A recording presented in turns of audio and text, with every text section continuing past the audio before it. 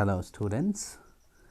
So today we are going to start with International Business Management as the AKTU exam is coming closer and we have to hurry up with the syllabus and everything. So let's begin with the first topic, Module 1. Let us first know about what is international business. Let's say, first of all, talk about what is business. Business where transaction is happening between two parties. Either one party is going to sell anything and the other party find a particular need in the product which party 1 is selling off. So they both come together, do their transaction called buying and selling. So this is how the business is working, and when this business is happening within the geographical boundary of a nation, it will be called the domestic business. Domestic business. And when the business goes out of this geographical territory, that is across the border, and out of that border, when let's say company A is producing something in this particular company A is producing something in this particular country, is determined to sell their product not only in this border but outside of this particular border, called international business. International business. And when this particular business takes place, lot of other things are going to happen. Let's say in your country, you are knowing about your laws which are governing the trade practices, the labor laws, say taxation policies, government structure, government policies and everything. But when one company is going to sell something to somebody else in other country, the laws of that country also comes in action. So here lot of you can say happenings are going to happen with your business. So let us first of all know what is international business. So it refers to all the commercial transaction, maybe private or governmental, that involve two or more countries and which encompasses with trade, investment, logistics or other operations that transact national borders to meet the need of global customer or expand the market opportunities for their business, simply called international business. And there is one more definition with it given by Daniels, Redberg and Civilian. They said international business consists of all commercial transaction including sales, investment, transportation that takes place between two or more countries. When a sale is taking place between two countries or any investment thing is going to happen, let's say we know the terms about foreign direct investment, foreign institutional investment and foreign portfolio investment, all kind of investments will be called here as an international business. Or transportation, basically we have to deal with the logistics and everything.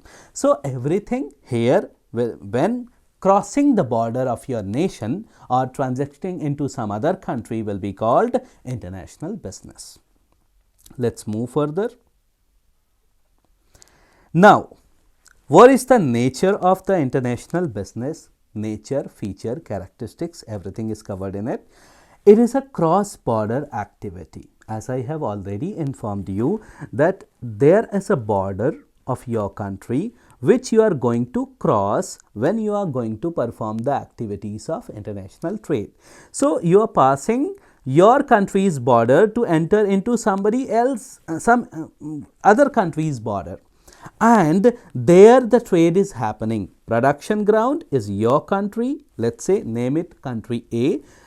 Sales ground is country B, that is different country, the host country where you are going to sell your product. So yes, you are crossing the border of your country and moving away to some other country to sell your product. Second thing is cultural diversity. In your country where you are born, where you are transacting business from so many years, or let's say you newly started, you know your consumer, You know everybody there. You know the consumer psychology. You know the expectation they have from, let's say, their seller. You know their mentality, purchasing power, their need, habit, everything you are aware of. But as you cross the border, as you enter into some other country, their culture, political situation, governmental arrangements, everything is going to get different. So yes, different ethnicity, different language, different set of consumer pattern, different kind of demand, and everything you have to encounter. So yeah, different kind of let's say consumer you are going to meet in the international business. So it is having cultural diversity. Now, economic interdependence. Interdependence in terms of trade we are going to talk about. So let's say you are country A and you are selling in country B. So let's say country A is the supplier for the goods and services to country B. So for goods and services, in order to satisfy the need of their consumer, country B is dependent upon country A. And in order to sell their product, country A is dependent upon country B. So that shows interdependence. That's a best policy for coexistence. That's a best policy for avoiding wars or conflict into international portfolio. Now, next point, dynamic environment. Environment is always dynamic because it keeps changing. What is now environment? As per the definition, we can say all the factors and forces which are going to affect the business decision, or let's say externally or internally constitute your business environment. In that internal component may be your own human resource policies, your own financial resources, your own management relation with labor, mission, vision, objectives, and everything. And other side means in the external environment, it could be divided into micro and macro. In micro, there will be you can say influence from the customers, influence from the dealers, suppliers, channel intermediaries, and everyone, the individualistic factor. And when we talk about the macro environment, we talk about political environment, we talk about means in general at an aggregate level, what are all are the factors which are going to affect it. Let's say technology, let's say global patterns, everything. So here the environment is volatile, it keeps changing, it is highly flexible, and we have to keep up with the environment. We have to adopt new trends which are coming forth into the market, and we have to please our consumer. As today, this is a market where consumer is not only a king, he is an emperor there. He is going to command what he is going to purchase actually. So we have to take in consideration what he is going to buy, how he is going to buy, when he is going to buy, why he needs my product, and how and what improvements can I make into my product so that my product will be sellable into that foreign market. So yeah, we have to keep up with the environment, and environment is going to be the most important challenge in order to handle in international business. Then legal complexity. Yes, I have already informed you in the introduction slide only that yes, laws are going to change. Laws of your country are not going to get applicable into foreign country also. The trade policy, the excise policy, taxation policy, consumer policies are going to change, and we have to check everything, let's say, in order to export or import in the foreign country. Maybe something is legal in our country whereby that particular thing is not legal in this country where we intend to sell our product. So yes, we have to take care of the legal complexity, and yes, there is you can say involvement of this particular complexities in order to handle the product. Then high risk and uncertainty. Why risk is involved into international business? Because it is going to get through the marine voyage. If it is a bulky product, you are going to have shipment ready and ship it by the cruise ships and waterways. Yes, so your product is open for marine adventures, and there by that way it is going to get affected by the weather at sea, by the conditions at sea, and by the condition of the ship which is you have chosen for supplying your product. Uncertainty, why your product is going to get landed into some other country where laws are different, people are different, and yes, you have to keep up with that policies and everything. So yes, uncertainties are there, and uncertainties are there in terms of domestic trade also, but they are calculated, they are measurable, because you are aware about the situation of your country, and in terms of foreign countries you are not clearly aware about the situation, neither you are aware about the people nor their mentality. So you have to conduct a thorough research before you supply your product and everything. So yes, high risk and uncertainties are going to happen there. Innovation and technology driven, your product have to be innovative, have to be technologically driven in order to sell in some advanced countries, let's say so called developed countries, because the technology in your country is different than the other countries. Let's say if you are belonging to India, China, Brazil, they are considered as developing countries, and technology there is of actually substandard than the so-called developed countries. Let's say if you are exporting something, let's say capital intensive good into foreign countries like Europe or USA or Germany, which are known as technological hub. So basically you have to keep up with the technology of that country. If that is innovative oriented, you have produced something extraordinary or something different, then your product is going to get accepted there in the foreign market. Else, if your product is of obsolete quality, you can choose third world countries like let's say Bangladesh, Pakistan or other countries where the technology is not so developed. There you can focus your production and sales. So this is the nature of international business. Moving ahead. Now, if we talk about scope or applicability of international trade, so here it is applicable to all the trade practices, basically international trade of let's say product, that mercantile product, of course, physical product, then services, then ideas in terms of consultation and everything. So yes, then we talk about foreign direct investment. Now let's define the foreign direct investment. If I am a businessman into some let's say India, and I am willing to establish a subsidiary company of my own company which is working here in India into let's say USA or other countries, then I am transferring money from here to that particular country in a view to invest that money for establishing a venture there, establishing a business there, and then I am you can say producing the goods in that country and supplying. That kind of money is called foreign direct investment, FDI.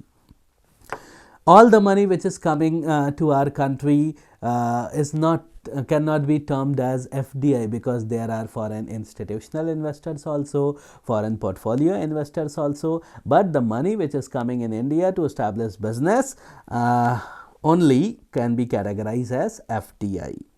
Then global outsourcing and offshoring. Outsourcing basically is called as subletting or contracting. Here we are contracting, we are giving contract of our some regular services or product. Let's say the services which are monotonous in nature, that are not so important for us to invest our time and energy and resources into it. The companies do something is called outsourcing. They hire somebody who is expert of that process or that particular task. We assign that particular contract to him and he is delivering that service. So let's say take an example that we have a party at home and we are not producing all the food. We are not going to cook all the food and everything by ourselves.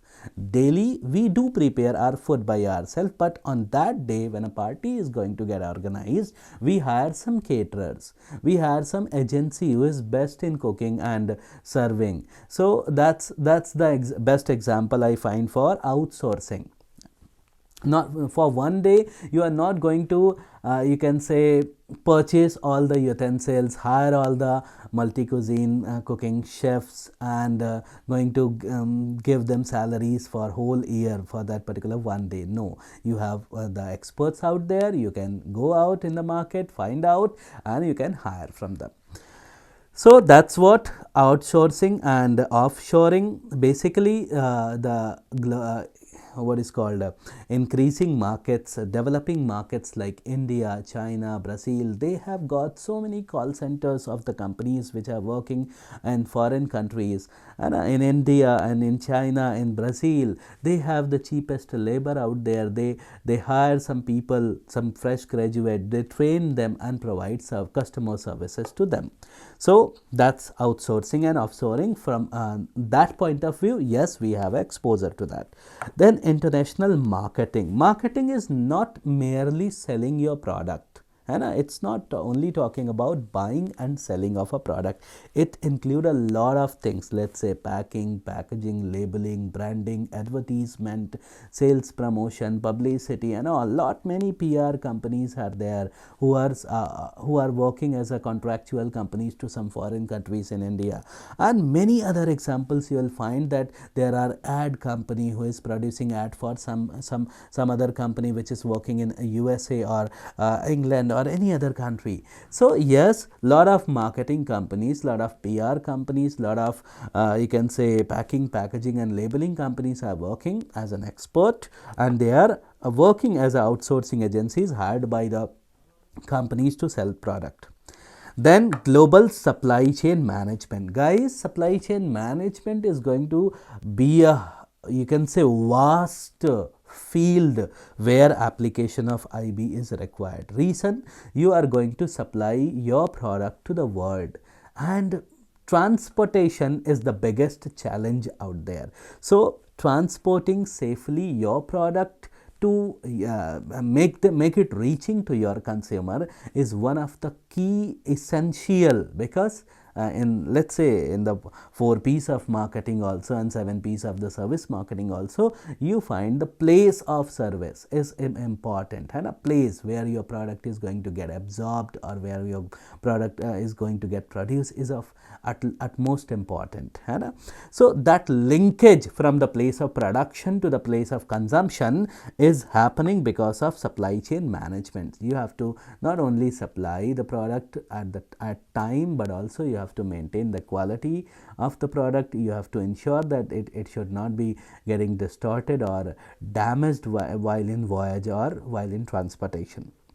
Then international financial management. Yes, in order to manage the global finance, because trading in other countries involve multiple currencies, exchange rate, knowledge of exchange rate mechanism, global currency patterns, global financial trend. You need to analyze everything. So yes, it is a one of the key factor in it, one of the key branch in it, what is called international business.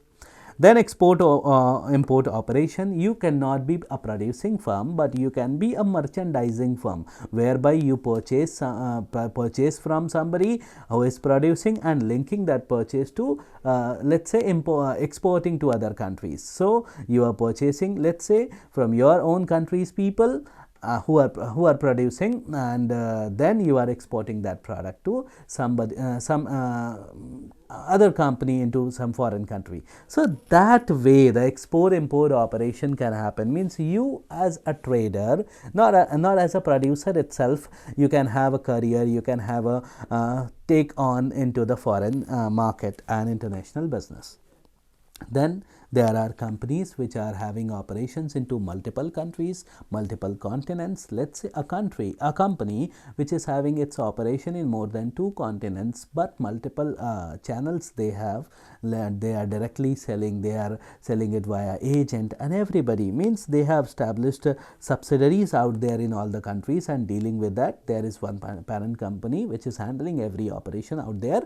That is called multinational company, and that's how it is managing the business. So yes, in order to have established a multinational corporation, there is a scope. So let's quickly revise what are the key factors which are mentioned there in the scope of international business. First one, international trade. Second, foreign direct investment. Then global outsourcing and offshoring. Then international marketing, global supply chain management, international financial management, export-import operation, and multinational companies. Now let us figure out what are the driving forces or motivating factors which are you can say motivating to anybody, any company to move into international business or exporting. So here first thing is globalization. In 1991, what happened in India, we have passed out the LPG policy, liberalization, privatization and globalization. By that way we have opened a market into for foreign trade, and then privatization has boosted the private investment, means individual investment into the economy, and everyone have got the opportunity to conduct business activities in the country and outside the country. So yes, globalization was one of the important factor, due to which after 1991 only we have produced so many companies which are selling their product outside of this geographical boundary of our nation, and so on. Then technological advancement. Beginning of this current century has boosted technological you can say advancement. Now we are talking about artificial intelligence, we are talking about machine learning, we are talking about many other things, many other aspects. And technology, earlier we had been, India had been a labor intensive country. Now we are transforming ourselves into a capital intensive company, into a self-sufficient country who is engaging ourselves into production of not only consumer goods but also defense related goods, and then aeronautical equipments and everything. So yes, technological advancement of a country is actually a driving force in order to move a company into from domestic to a foreign country. Then market expansion. Now the companies which are working in India, they might, the one which are conglomerate, the big companies like Reliance, Tata, Birla, Adani's and all, they have utilized the potential of this country. They have scaled out and they spread out their operations in all across the country, and for them the market is getting shorter in India. So yes, globalization has led them to move into market expansion, and that's how they are moving ahead to foreign country. For let's pause here and think what is meant by expansion. Expansion is when you are going to supply your same product into new market. Product is same, market is new, means you don't have to do any other research and development, you don't have to do any particular modifications, and you same product which you have been producing for, let's say, one market is now have wider market in terms of international business, and you can supply it to foreign country also. Then when you produce more, when you produce at a mega level, it increases the economies of scale. It provides you economies of scale. That means your fixed cost is going to remain same and your variable cost is only changing. So yes, when you, by producing more and more unit, you are reducing your cost of production. Also, when you are supplying it to the mega quantities in foreign countries, you are lowering down your transportation cost also. Let's say in bulk everything is supplied, reduces the cost. Then trade liberalization. Yes, we discussed about the 1991 ka policy in terms of LPG. Liberalization was the first thing. The meaning of liberalization is to adopt liberal trade policies, loose trade policies, or business suitable trade policies in order to supply or accept the product from the foreign companies. So, India before 1991 had a very strict law to in order to prevent the foreign product to enter into Indian market, but slowly, gradually, we have reduced the tariffs which we are charging, or let's say import duty which we are charging on entry of the foreign goods in Indian market. And because of that, that exercise has been done not only by India but other countries also, and it was the intervention of WTO, World Trade Organization, which was established in 1995 in the 8th summit of GATT, General Agreement on Tariff and Trade. Due to that, trade liberalization has come out as a you can say a beneficial point for many countries, and it has boosted morale of the companies to enter into foreign market. Then economic growth and development. Yes, due to the industrialization wave in 19th century, which has been initiated by the England, has covered the whole planet.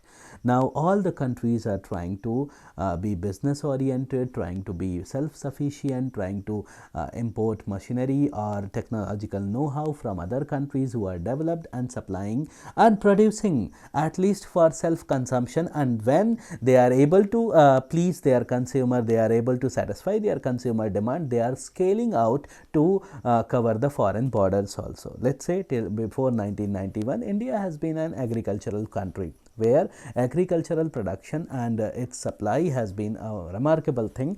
But now not only the agricultural products we are intended to supply in the foreign market, but also the manufactured goods. Also we have extended our wings to defense product, pharmaceutical products and all. Then access to the resources. Access to the resources like, let's say, land, labor, capital, and the entrepreneur also. The businessman is also coming out from the society. Land is belonging to the society, labor is a member of society, and capital is the savings of society. So everything we are getting from the society, and we are moving it ahead to some other countries, let's say in terms of production and all. Then political and economic stability. Due to involvement of the countries in foreign businesses, it is quite easy for the companies to, let's say, secure foreign exchange reserve and maintain that reserve into our country. And in 1991, the basic forces which which has been driving for adoption of LPG policy was the threat of forex only.